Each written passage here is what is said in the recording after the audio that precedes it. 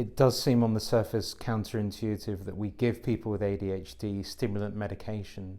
What we need to understand is what is the underlying mechanism through which people experience ADHD symptoms.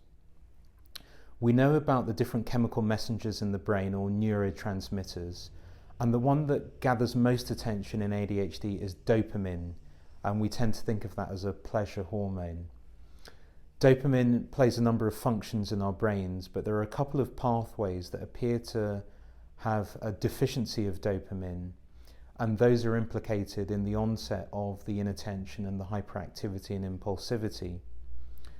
So what happens with ADHD, we think, and there's no real way of proving this, but this is our best understanding of it, is that because people are actually understimulated, because there's not enough dopamine circulating in these core pathways, they resort to behaviors as a way of stimulating their brains. So it's a compensatory mechanism. So if we take, for example, a child who appears to be misbehaving in a classroom, what they're actually trying to do is to focus, but they can't.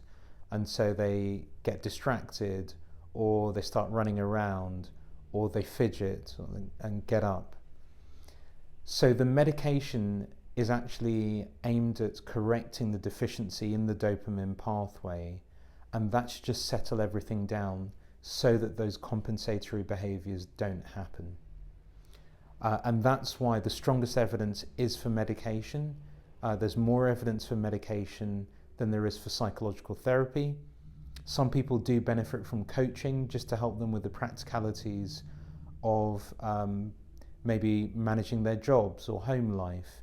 But the biggest difference is made through stimulant medication.